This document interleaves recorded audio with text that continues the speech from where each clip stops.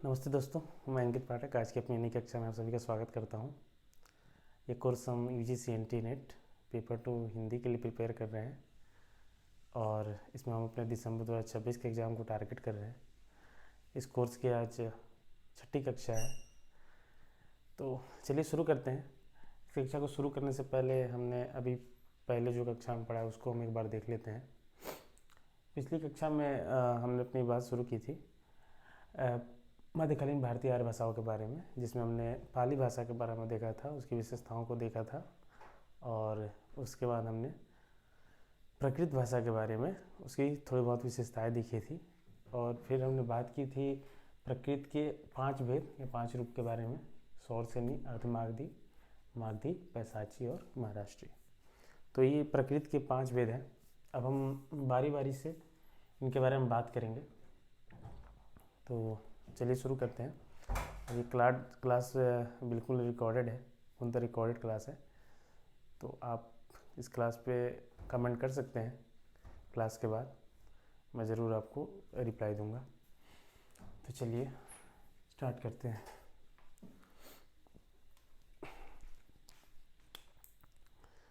शौरसेनी प्राकृत, पहली प्राकृत है ये।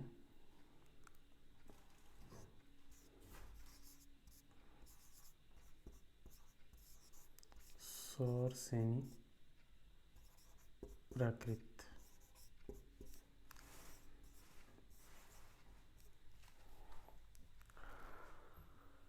मथुरा के आसपास की भाषा मानी जाती है। ये इसको हम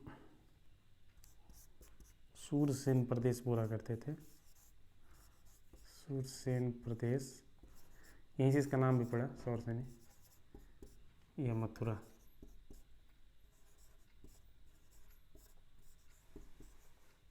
के आसपास की बोली थी। आसपास की बोली। मैं यहाँ पर भारत का एक मानचित्र बना दे रहा हूँ, ऐसे ही बस आपको समझने के लिए कि ये पांचों प्राकृत कहाँ थे। एक छोटी समझ आपकी थोड़ी विकसित हो जाएगी इन प्राकृत के बारे में।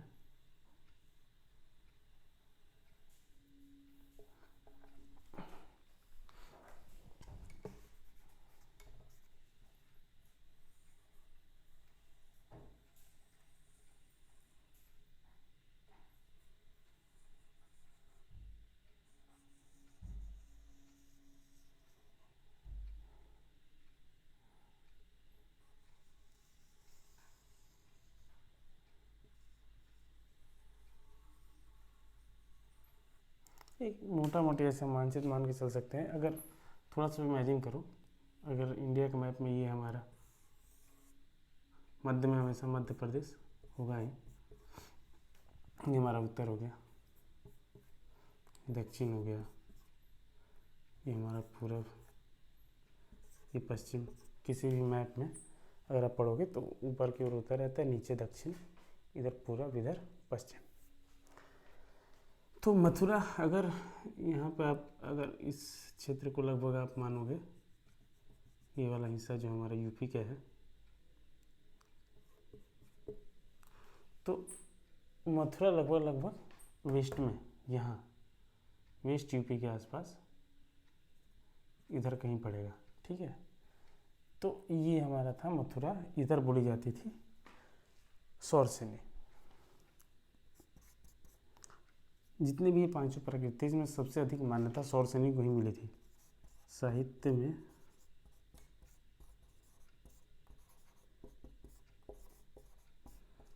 सबसे अधिक मान्यता मिली।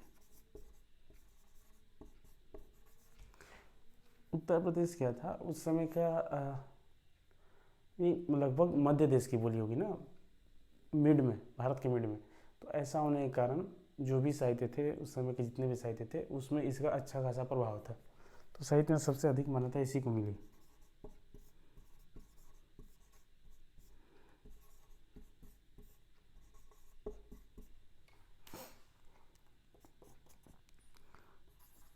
जो दिगंबर जैनाचार्य थे,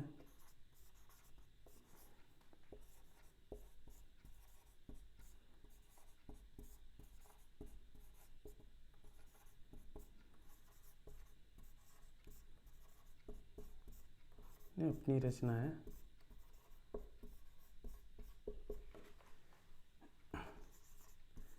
इसी प्राकृत में लिखी।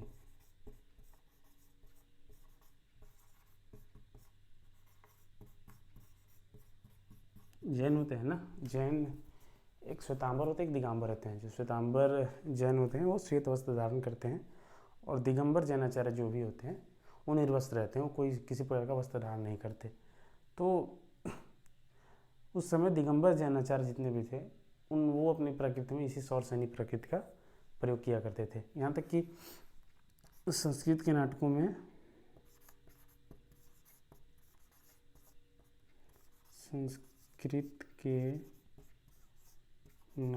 में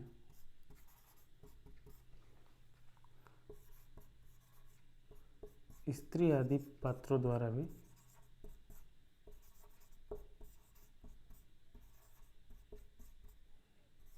प्रयोग कराया गया।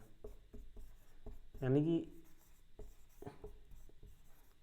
जैसे संस्कृत के उस समय भी तो संस्कृत के ग्रंथ लिखे जा रहे थे। देखो, ऐसा नहीं था कि संस्कृत के बाद पाली आ गई या प्राकृत आ गई या भ्रंश की अवस्था आ गई तो संस्कृत की रचनाएं नहीं लिखी जा रही थी। संस्कृत की रचनाएं लिखी जा रही थी, और ये तो अभी बिल्कुल ही ऐसा स्टेज था कि अभी संस्कृत खत्म नहीं हुई थी। साहित्य में और अपर क्लास के लोग संस्कृत का यूज कर रहे थे। तो संस्कृत के नाटक में स्त्री आदि द्वारा भी इस भाषा का प्रयोग सौर सैनी बोलते हुए कि हाँ ये संस्कृत नहीं जानती हैं, तो उस समय कौन सी प्रकृत बोल रही हैं, तो उस समय भी प्रकृत का जो सौर सैनी रूप था ना, इसी का प्रयोग किया जाता था। तो ये हमारा हो गया सौर सैनी प्राकृत। अब अगला देखते हैं। ये एक पॉइंट लिख लीजिएगा, ये जो प्रकृत के 5 रूप बताए गए हैं ये धीरेन्द्र वर्मा के अनुसार है। धीरेन्द्र वर्मा ये भी एक भाषाविद हैं, और इनका ही वर्गीकरण प्रमाणिक माना जाता है। तो इन्होंने ये 5 रूप सुझाए थे, प्रकृत के 5 भेद बताए थे। तो ये हमारा हो गया सौर सैनी। अब अगला प्रकृत देखते हैं।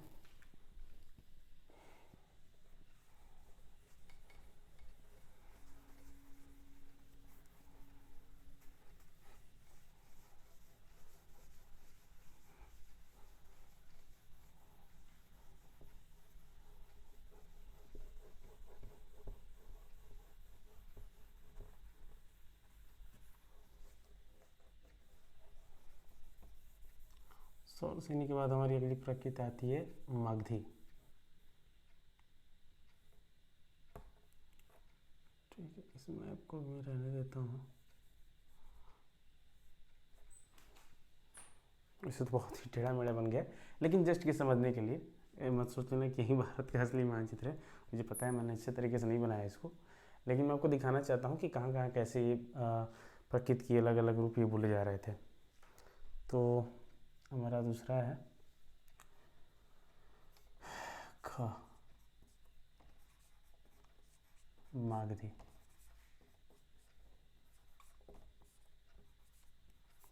मागधी आपको नाम से ही पता चल जा रहा है, मगध की, यानी कि मगध जो कि हमारा बिहार है, बिहार का क्षेत्र।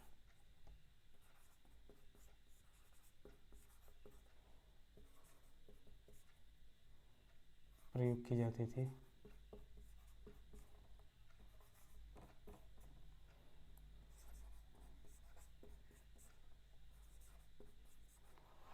तो यहाँ उत्तर प्रदेश और ये लगभग हिस्सा हमारा जो है बिहार का, इस हिस्से में ये बोली जाती थी। और इसमें बहुत ही कम साहित्यिक रचनाएं हैं, बहुत कम रचनाएं मिलती हैं। मतलब उस समय इस मागधी प्रकृति में बहुत ज़्यादा रचनाएं नहीं है। ठीक है, इसका एक और नाम है, अन्य नाम भी है इसका, एक गौड़ी प्राकृत भी बोलते हैं। मागधी प्रकृत का एक दूसरा नाम भी है गौड़ी प्राकृत। ठीक है, तो ये हमारी होगी मागधी, मतलब बिहार के क्षेत्र में बोली जाती थी। तीसरी हमारी आ गई अर्ध मागधी।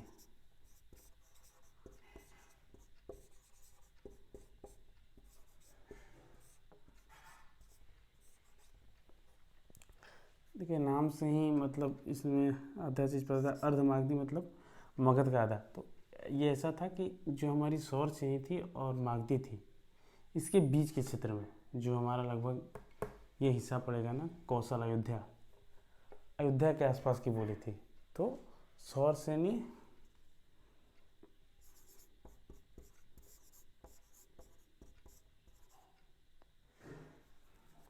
सूर्य से ऐसे लिखते हैं,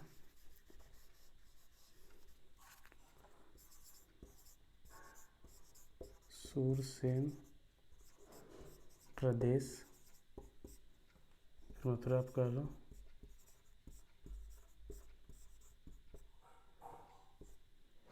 और मगध क्षेत्र के बीच के जनपद,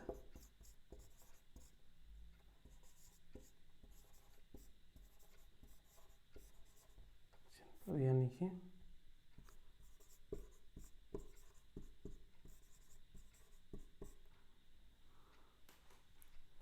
अयोध्या में प्रयुक्त थी, प्रयोग की जाती थी, तो हमें बोली जाती थी, ऐसे लिख लो कि जनपद में बोली जाती थी।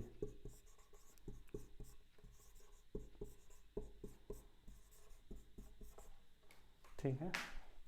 और इसका एक इम्पोर्टेंस क्या है कि जो महावीर थे, जैन गुरु थे ना, महावीर जैन तीर्थंकर थे, जैन में बहुत 24 तीर्थंकर हुए हैं, उनमें महावीर स्वामी का नाम सबसे ऊपर आता है।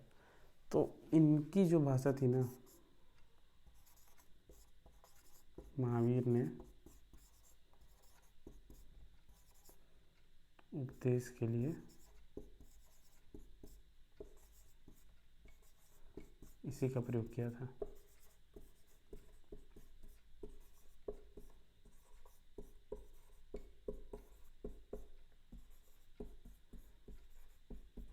ठीक है। उसके बाद जैनियों ने अपने ग्रंथ भी लिखे।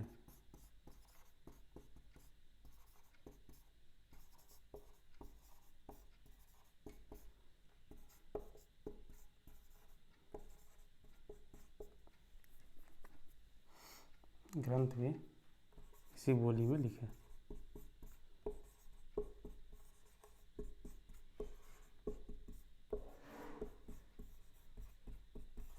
ठीक है। तो ऐसे तो दिगंबर थे, दिगंबर भी जैन ही थे, तो लेकिन दिगंबरों का स्पेशल था कि उन्होंने सौर शनि का प्रयोग किया था, लेकिन अर्धमागधी का प्रयोग बाकी जैनियों ने अपने ग्रंथ में किया था।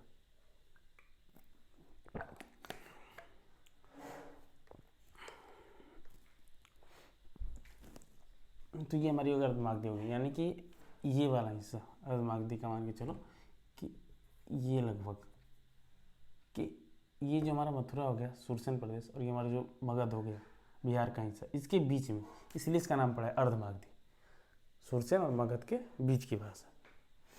ठीक है। अब आगे चलते हैं। आगे हमारी है पैसाची और महाराष्ट्री।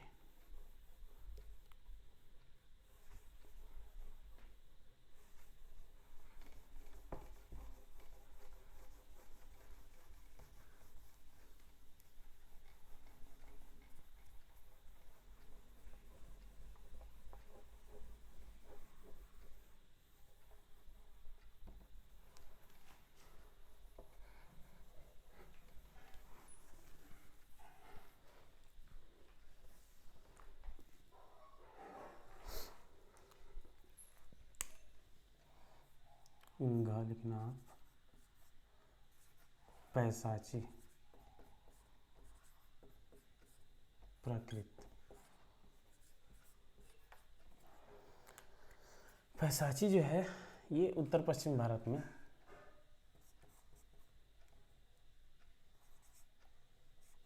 उत्तर पश्चिमी भारत में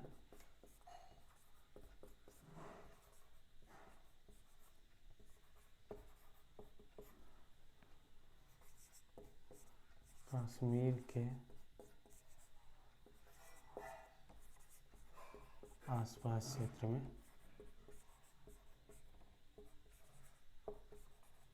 क्षेत्र में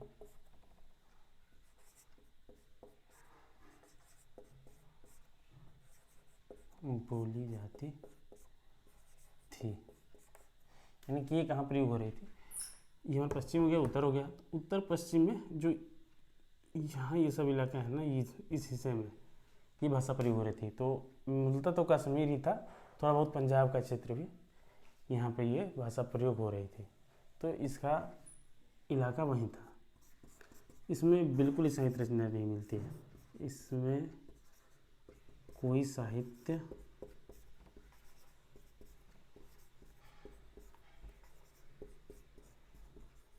उपलब्ध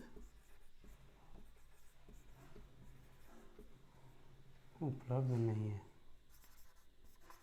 हालांकि कई विद्वान ये भी मानते हैं कि इसमें बहुत ज़्यादा विपुल साहित्य था और सबको नष्ट कर दिया गया। जो बचे कुचे थे उनका संस्कृत में ही अनुवाद करके और वैसे लोगों तक पहुंची हैं, लेकिन साहित्य था इसमें, ऐसा बहुत सारे विद्वान मानते हैं, लेकिन इसकी कोई प्रमाणिकता मिलती नहीं। तो यही मान के चलते हैं कि इसमें कोई साहित्य उपलब्ध नहीं है। तो ये हमारा हो गया पैशाची प्राकृत। अब अंतिम हमारा प्राकृत है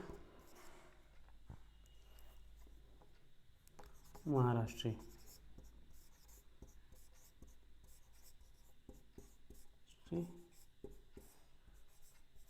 प्राकृत। तो ये जो हमारा मध्य प्रदेश के नीचे हमारा महाराष्ट्र आ जाता है, तो ये महाराष्ट्र तो इधर के हिस्से में, ठीक है, तो सेंटर तो वही है, उसके उधर, फिर इधर बिहार, इधर महाराष्ट्र। तो यहाँ जो प्राकृत बोली जाती थी महाराष्ट्र में प्रयोग की जाती थी।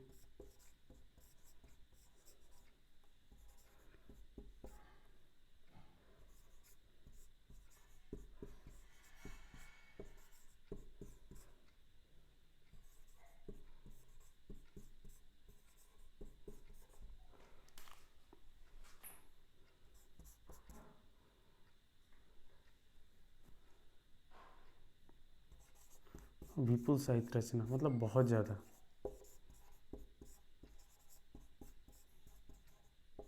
विपुल साहित्य की रचनाएं मिलती हैं।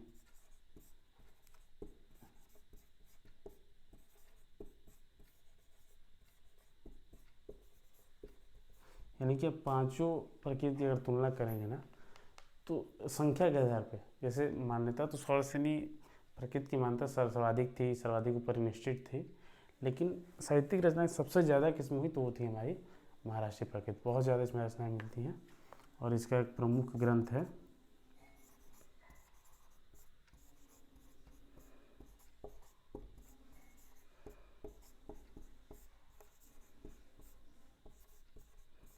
गाथा सप्तशती,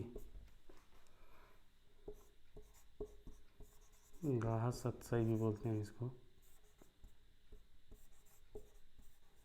बिहारी सतसई का नाम सुना होगा ना, तो उस तरह की रचना जो बिहारी सतसई बाद में आई है, प्रकृति में उससे पहले की रचना उपलब्ध थी गाथा सप्तशती। उसी की तर्ज पे फिर बिहारी सतसई भी लिखी गई थी, लेकिन वो बात अलग है कि बिहारी सतसई ज़्यादा लोकप्रिय हुई। कालिदास, हर्ष आदि ने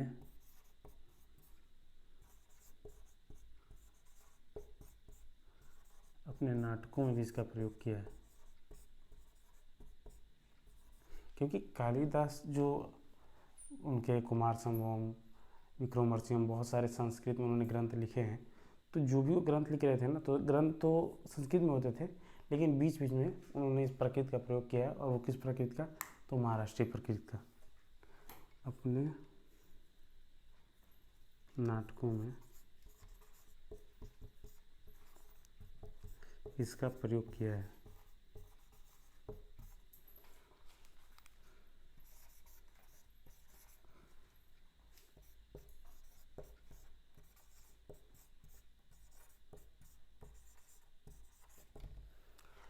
ठीक है, तो ये हमारे पांचों प्रकृत हो गए। याद रखना है इसको। पहले एक बार हम इसको शुरू से देखते हैं। सबसे पहले आदिकालीन भाषा हमारी संस्कृत थी। संस्कृत के दो वेद हुए, वैदिक संस्कृत और लौकिक संस्कृत। वैदिक संस्कृत का काल रहा 2000 ईस्वी पूर्व से 1000 ईस्वी पूर्व तक, और 1000 ईस्वी पूर्व से 500 ईस्वी पूर्व तक हमारा काल रहा लौकिक संस्कृत का। फिर आती है हमारी मध्यकालीन भारतीय आर्य भाषाएं, जिसमें पाली है और प्राकृत है, अपभ्रंश है। तो पाली का टाइम पीरियड रहता है हमारा 500 ईस्वी पूर्व से लेके 1 ईस्वी तक। तो उसमें हमने उसकी विशेषताएं देखी थी। इसको हम प्रथम प्राकृत भी बोलते हैं पाली को। उसके बाद हमारी आती है प्राकृत, ये प्राकृत की दूसरी अवस्था। तो 1 ईस्वी से लेकर 500 ईस्वी तक इसका काल रहा। अब इसमें 5 तरह की प्राकृत आती हैं: सौरसेनी, मागधी, अर्धमागधी, पैसाची और महाराष्ट्री। इन पांचों प्राकृत से ही आगे जाके 5 तरह के अपभ्रंश बनते हैं, और इन्हीं से हमारी आधुनिक भारतीय आर्य भाषाओं का भी जन्म होता है, इन्हीं प्राकृत से। तो इनको थोड़ा समझना जरूरी है। फिर हमने देखा कि सौरसेनी कहाँ बोली जाती है।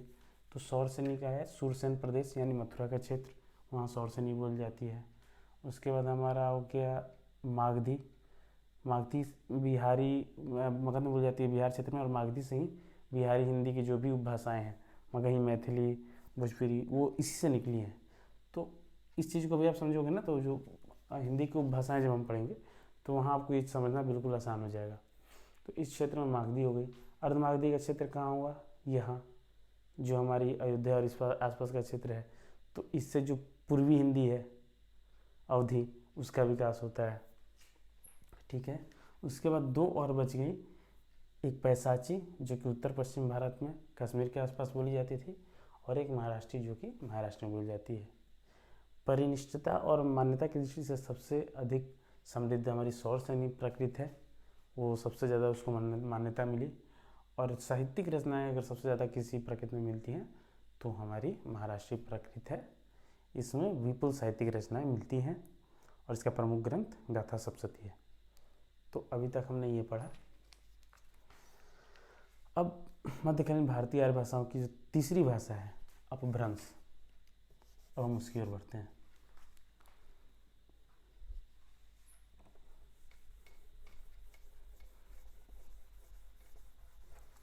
जैसे जैसे हम टॉपिक को पूरा करते जाएंगे ना, हम बीच बीच में उनको क्वेश्चन भी करते जाएंगे। मैं उसको भी प्रिपेयर कर रहा हूँ। तो उससे रिलेटेड जो भी PYQ आए हैं पिछले साल, जो भी क्वेश्चन पूछे गए हैं टॉपिक से, उसको भी हम साथ में डिस्कस करते जाएंगे। तो आपको पता चलेगा कि हाँ, हम जो पढ़ रहे हैं उससे रिलेटेड कैसे क्वेश्चंस आते हैं।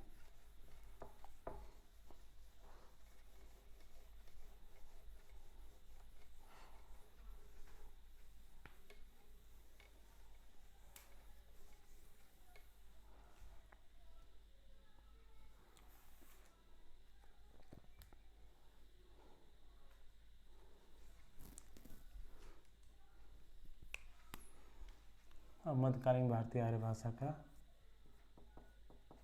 तीसरी भाषा जो है वो है अपभ्रंश।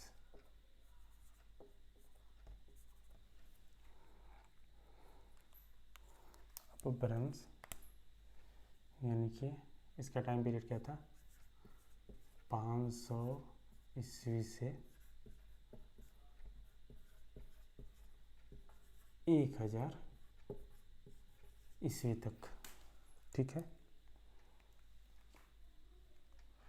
अब भ्रंश में ये तो टाइम पीरियड हो गया कि 500 से 1000 तक, लेकिन रचनाएं 1500 ईस्वी तक। और भ्रंश में रचनाएं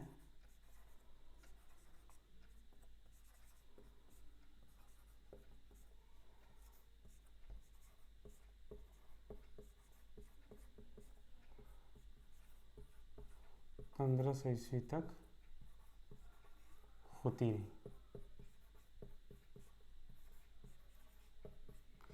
यानी कि तो टाइम पीरियड है 500 से 1000 तक, लेकिन ऐसा नहीं कि 1000 के बाद अपभ्रंश बिल्कुल ही गायब हो गया और हिंदी एकदम से आ गई।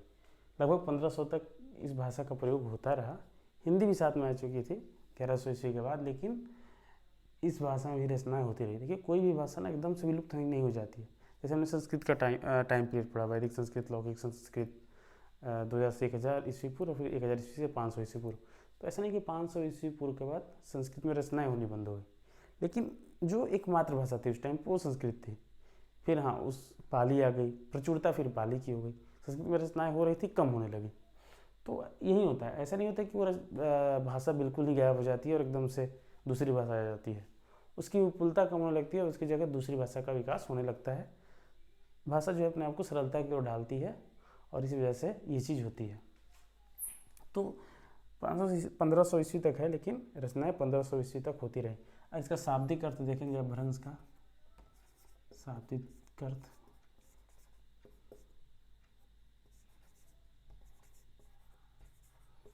तो अपभ्रंश का शाब्दिक अर्थ लगाया जाता है बिगड़ा हुआ।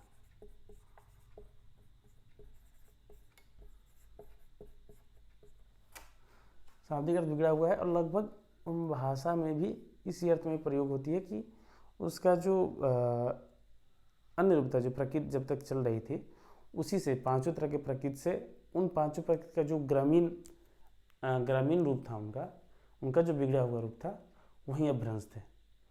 तो उन्हीं का हम अभी अध्ययन करेंगे। इसके कुछ और नाम भी हैं, अन्य नाम इसके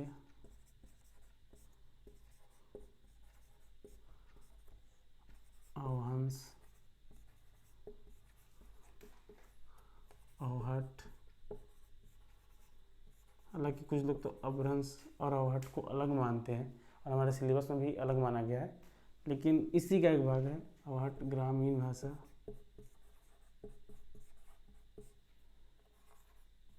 इस तरह से इसके बहुत सारे नाम गिनाए गए हैं। अपभ्रंश नाम मिलना पुस्तकों में बहुत पहले से शुरू हो गया था, लेकिन भाषा के रूप में, कि हाँ भाषा के रूप में अपभ्रंश, ऐसा प्रयोग सर्वप्रथम कहाँ मिलता है? तो एक चंड थे कवि, भाषा के रूप में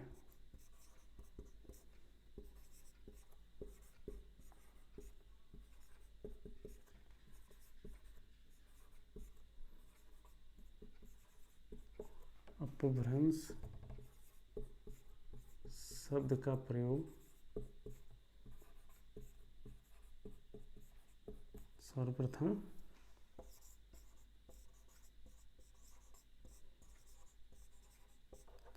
चंड, छठी सदी में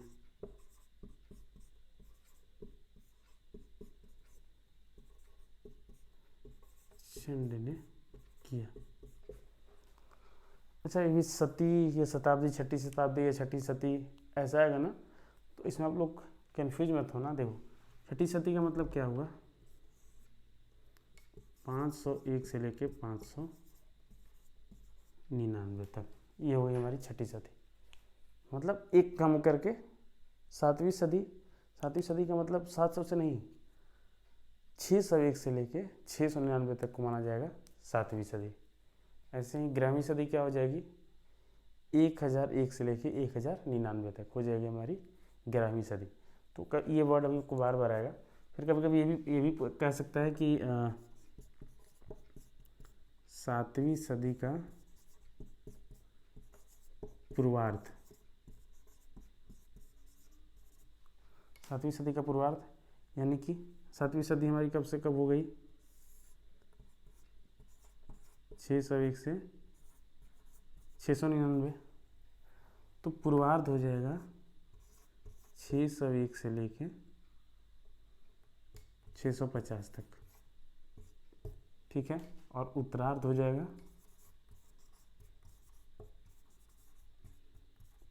651 से लेके 699 या 700, जो भी कह लो यहाँ, यानी कि पूर्वार्ध उत्तरार्ध 50-50 का। अब एक और प्रयोग करता है कि छठी सदी के 7वें दशक में, ठीक है, या 8वें दशक में। तो 8वें दशक का मतलब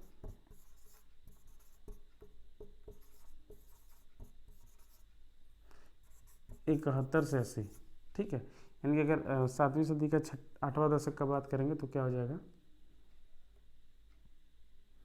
671 से 680, ये हो जाएगा हमारा 8वां दशक, ठीक है। ऐसे ही अगर बात करेगा कि अंतिम दशक, तो 691 से लेके 700। पहले दशक मतलब 601 से लेके 610 तक। तो इस तरह से आप याद रखना कि इन सब का नामकरण होता है। तो ऐसा प्रमाण मिलता है कि भाषा के रूप में जो है अपभ्रंश का सबसे पहले प्रयोग किसने किया, तो चंड ने किया था 6ठी सदी में अपने ग्रंथ में। अच्छा, इस अपभ्रंश के प्रयोग को लेकर शुक्ल जी का भी एक कथन है जो उन्होंने अपने हिंदी साहित्य के इतिहास में लिखा है। शुक्ल जी का कथन है और हम हिंदी साहित्य पढ़ रहे हैं तो उनको पढ़ना बहुत ही ज़रूरी है, उसको हम छोड़ नहीं सकते। उसको पढ़ के सुनाता हूँ आपको। रामचंद्र शुक्ल के अनुसार अपभ्रंश नाम पहले पहल वल्लभी के राजा धार सेन द्वितीय के शिलालेख में मिलता है, जिसमें उसने अपने पिता गुहसेन विक्रम संवत 650 से पहले को संस्कृत, प्राकृत और अपभ्रंश तीनों का कवि कहा है। यानी कि शुक्ल जी कह रहे हैं कि सबसे पहले किसी शिलालेख पे ये मिला है ये चीज़ कि वल्लभी के राजा थे धार सेन द्वितीय, उनके शिलालेख में मिला है। उन्होंने अपने पिता को बताया कि उनके पिता जो गुहसेन थे वो संस्कृत, प्राकृत, अपभ्रंश तीनों के विद्वान थे। तो इस चीज़ का मतलब ये है कि विक्रम संवत 650 के पहले का तो उनके पिता, इनके टाइम पीरियड दिया गुहसेन का। अब मैं विक्रम संवत को भी आपको बताता हूँ कि इसको भी हम कैसे कैलकुलेट करते हैं। पहले तो इस कथन को देख लेते हैं, इसको लिख ही लो आप, क्योंकि रामचंद्र शुक्ल का कथन है तो ये कभी भी पूछ सकता है। तो शुक्ल जी के अनुसार अपभ्रंश के बारे में उनकी क्या राय है।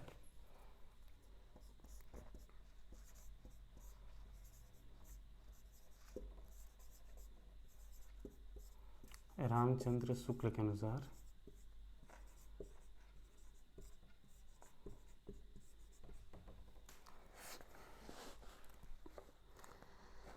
अपभ्रंश नाम पहले पहल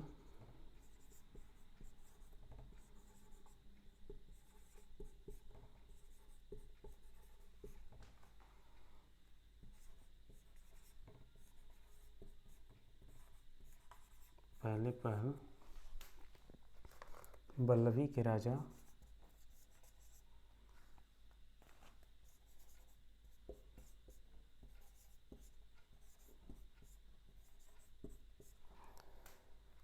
धार सेन द्वितीय के शिलालेख में मिलता है।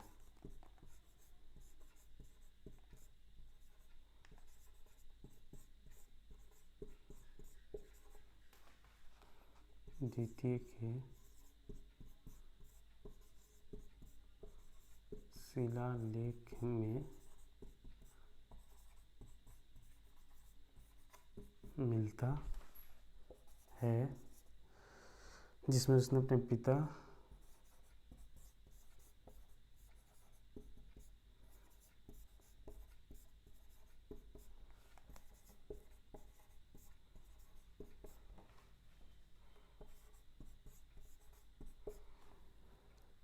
गुहसेन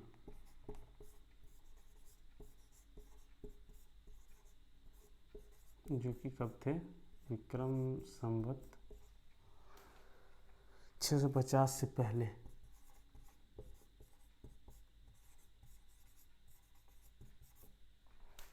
को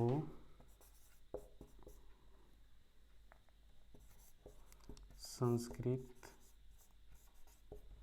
प्राकृत और अपभ्रंश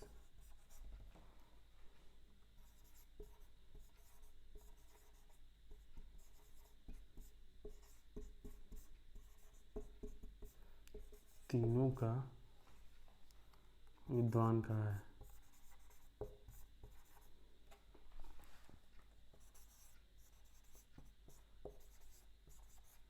ठीक है, तो शुक्ल जी का कथन है ये।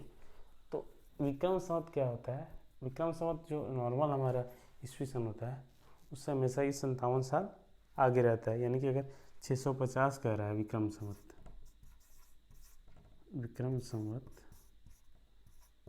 650 कह रहा है तो ईस्वी में क्या हो जाएगा ये, तो 650 में से हम 57 घटा देंगे। ठीक है, कि 50 और 7 आप और कम कर लो तो 593 ईस्वी। यानी कि संवत में जो विक्रम संवत में जो शुक्ल जी बार बार विक्रम संवत की जगह संवत शब्द का प्रयोग करते हैं, तो उसमें जो 650 है ईस्वी में वो आपका 593 93 होगा। ठीक है,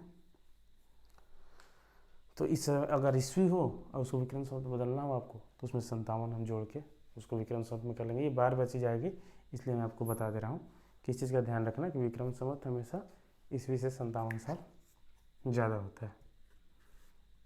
तो ये कह रहे हैं कि 593 ईस्वी में छठी सती लगभग वहीं 500 से 600 के बीच में। तो टाइम पीरियड कथन भले अलग अलग हो किसी के, लेकिन लगभग टाइम पीरियड वही है। ठीक है, इसको ही मिटाते हैं।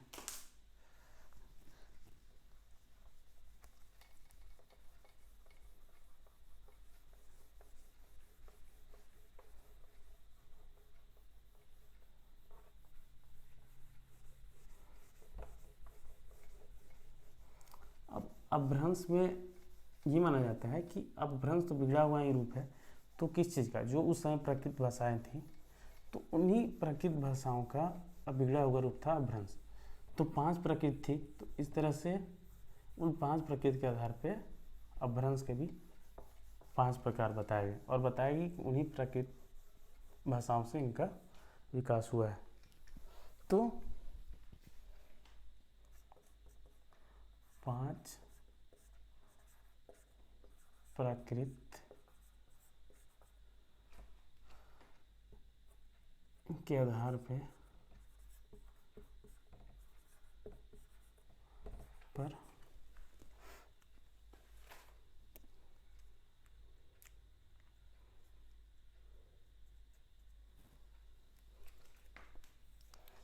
अपभ्रंश के भी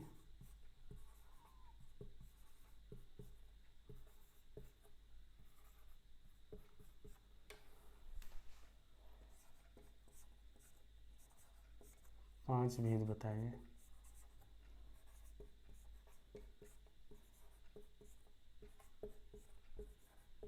यानी कहा गया कि सौर सेनी प्राकृत से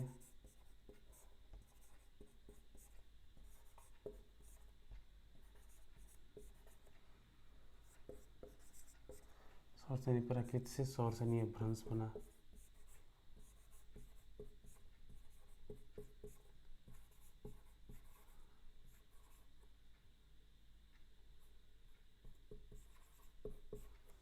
इसी तरह मागधी प्राकृत से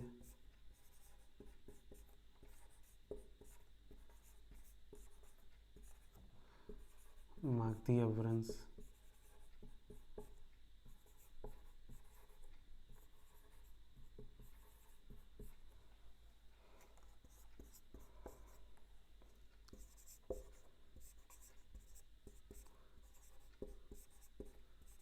अर्धमागधी प्राकृत से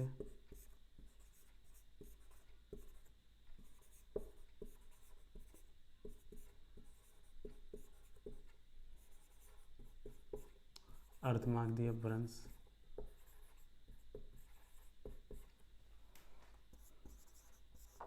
फिर पैशाची प्राकृत से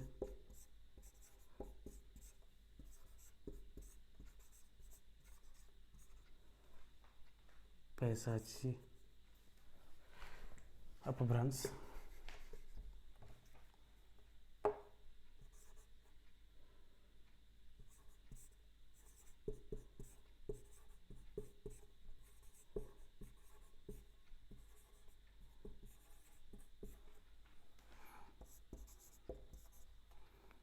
और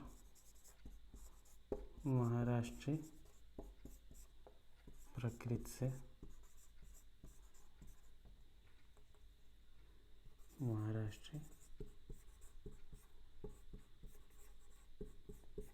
अपभ्रंश। इस पर सर्वप्रथम चिंतन किया था डॉक्टर सुनीति कुमारी चटर्जी ने, और फिर धीरेन्द्र वर्मा ने भी इस चीज़ को मान्यता दी। उनका ये मानना था कि अपभ्रंश तो ऐसे नहीं कि एकदम से अचानक आ गए। जब संस्कृत से रूप बिगड़ते बिगड़ते पाली और फिर प्राकृत तक पहुंचा, तो इनमें क्या था कि बहुत सारे गुण वही थे संस्कृत के ही। अब उनमें ग्रामीण स्तर पर जो इन भाषाओं के बिगड़े हुए रूप निकले, तो जिस भाषा में जो प्राकृत बोली जाती थी, उन सब भाषाओं में उसी तरह का भ्रंश विकसित हुए। यानी कि भ्रंश भी पूरी हिंदी में एक तरह के नहीं थे। जहाँ जहाँ जो प्रकृत बोली जा रही थी वहाँ वहाँ वो अपभ्रंश बोले गए। यानी कि अगर जिस शहर में सौरसेनी प्रकृत थी वहाँ सौरसेनी अपभ्रंश बोले जाने लगे। उसके रूप बिगड़ के मागधी प्रकृत का रूप बिगड़ के मागधी अपभ्रंश हुआ, अर्धमागधी प्रकृत का रूप बिगड़ के अर्धमागधी अपभ्रंश हुआ।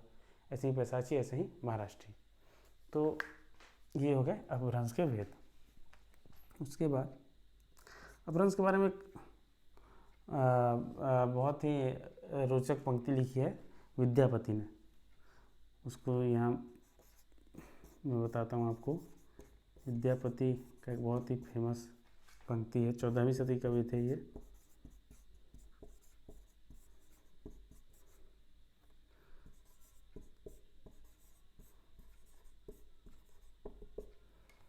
कि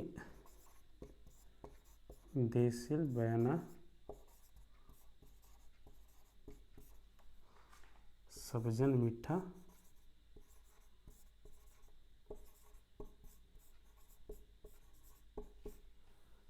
ते तैसन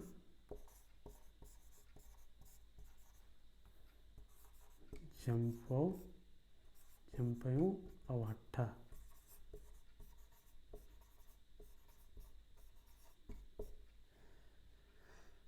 यानी कि वो कहना चाह रहे थे कि देसी बोली है ना वो सारे लोग को मीठी लगती है और वे उसी तरह ही अवहट्ठ बोलते हैं, यानी कि इस भाषा को बोलते हैं।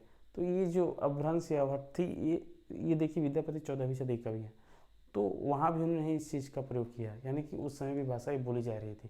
तो ऐसा नहीं कि 500 से 1000 ईस्वी तक काल हो गया तो वहीं पे भाषा खत्म हो गई थी। तो ये एक पंक्ति है इनकी विद्यापति का, ये हमें ध्यान रखना है जो अपभ्रंश के बारे में इन्होंने कहा है।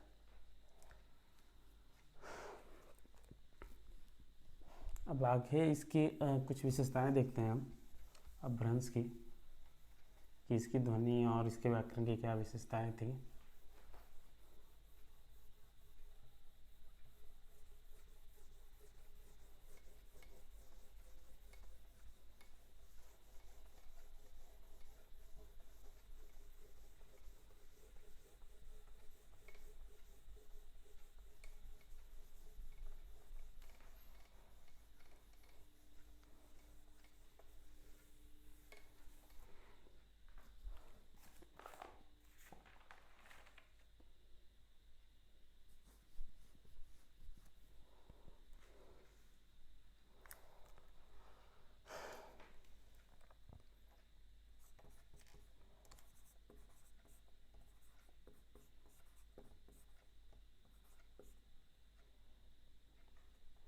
ध्वनिगत विशेषताएं, अपभ्रंश की क्या ध्वनिगत विशेषताएं थी।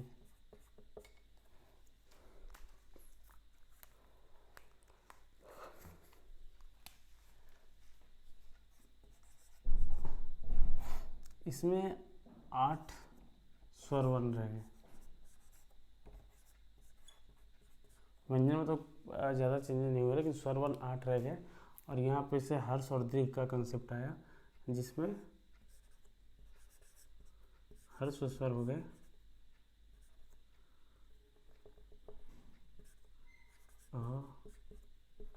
हर्षई, हर्षऊ, ए 2 3 4 और ओ। दीर्घ माना गया आ, दीर्घ ई और दीर्घ उ। तो ये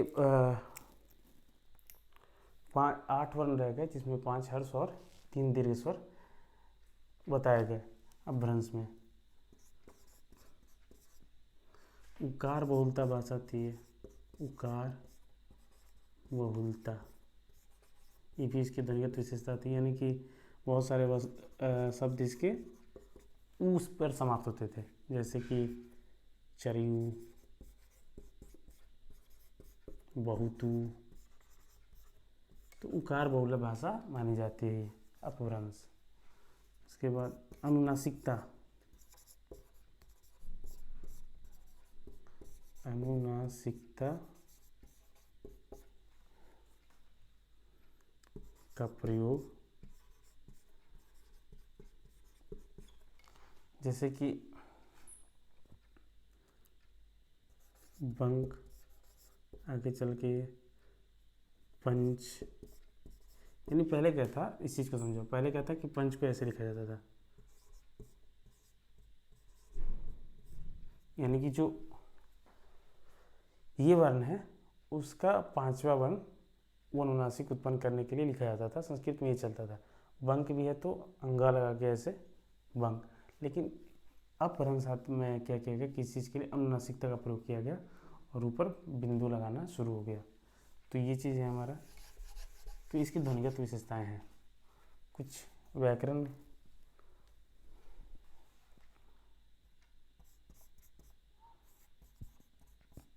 व्याकरणिक संरचना। तो जैसे प्रकृति में चला आ रहा था वही सब चीज़ें हैं, दो लिंग, दो वचन, ठीक है। संज्ञा के रूप जो हम प्रकृति में हमने पढ़ा था ना कि प्रकृति में आते आते 12 रह गए थे, तो संज्ञा के रूप और कम हो गए। कितने रह गए? संज्ञा के रूप 6। हमने देखा था ना कि संस्कृत में जैसे बालक का होता था कि 8 कारक, फिर 3 एक वचन, द्विवचन, बहुवचन, तो 8 का 24। फिर पाली में क्या हुआ कि द्विवचन हट गया तो 16 रह गए। फिर प्रकृति में 12 रह गए संज्ञा के रूप। तो यहाँ आते आते अपभ्रंश में संज्ञा के रूप 6 ही रह गए।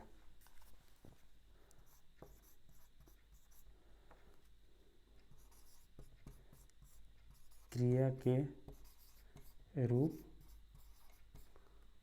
28 हो गए।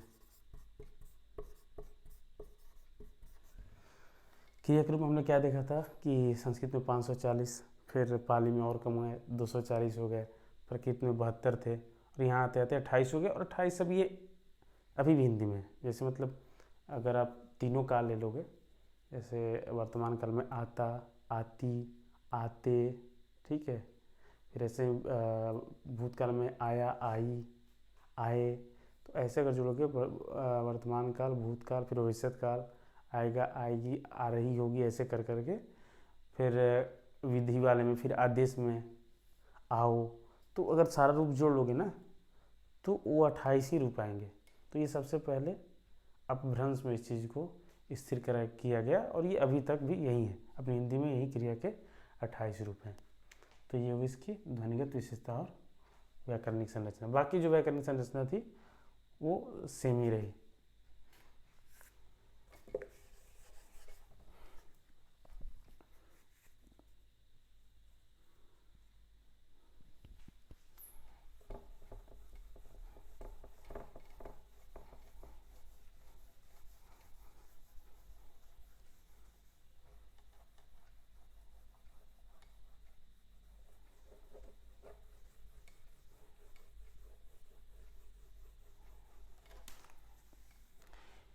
अब जिस तरह व्याकरण लिखा जा रहा था ना, हर भाषा में देखा संस्कृत के व्याकरण लिखा गया, अष्टाध्यायी पाणिनि ने लिखा, ऐसे ही पाली में कच्छायन और मोगलान ने लिखा, फिर प्रकृत में हेमचंद ने लिखा। तो इसका भी व्याकरण लिखा है, वो भी हेमचंद ने ही लिखा है। अपभ्रंश के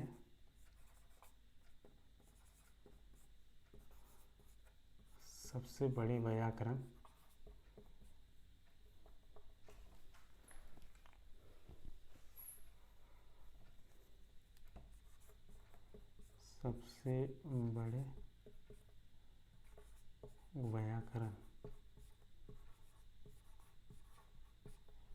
हेमचंद्र। देखो व्याकरण होता है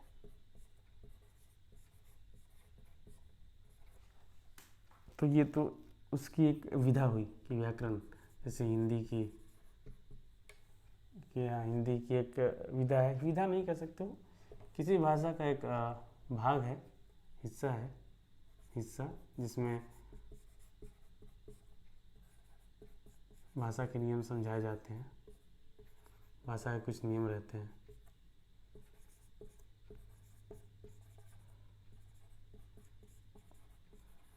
तो ये तो व्याकरण है, तो होता है, रहते हैं। और व्याकरण क्या हो जाता है, उसको लिखने वाला व्याकरण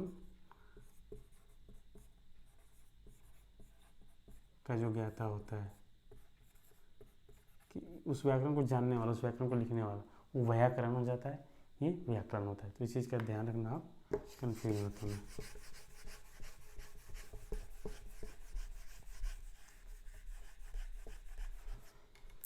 एक हरदेव बहारी का कथन है, हरदेव बहारी के अनुसार,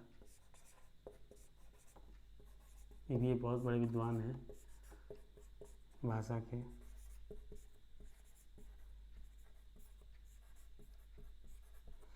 सातवीं सदी से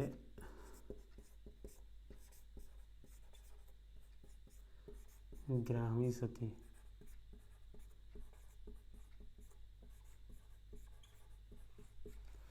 अपभ्रंश का स्वर्णकाल,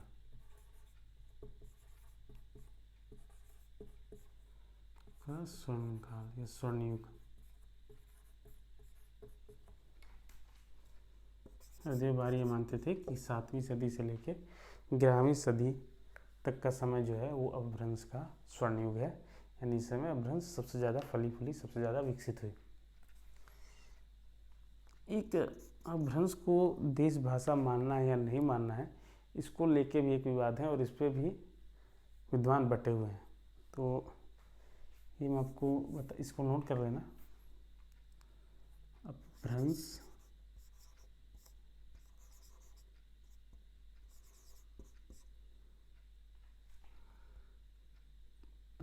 जो है, ऐसे लिखना, अपभ्रंश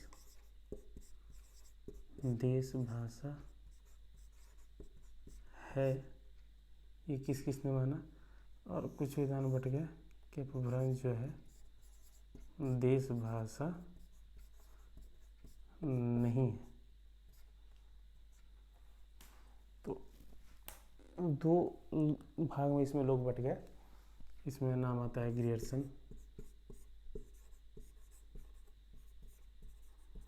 फिर आपके भंडारकर,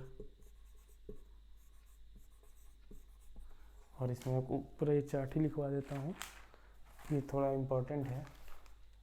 ग्रियर्सन है, भंडारकर है, पिसेल,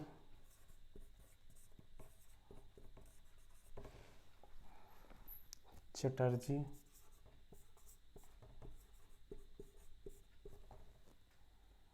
जो हमारे सुनीति कुमार चटर्जी हैं, वुलनर,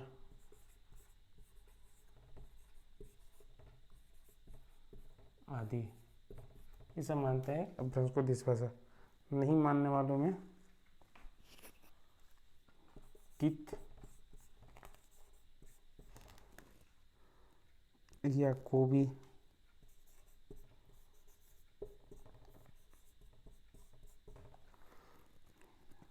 जुल ब्लॉक,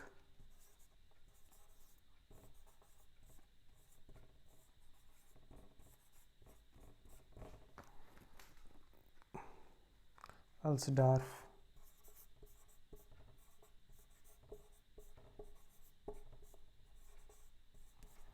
तो ये कुछ विद्वान हुए जिन्होंने माना कि देश भाषा नहीं है। तो इसको थोड़ा सा याद रखना होगा।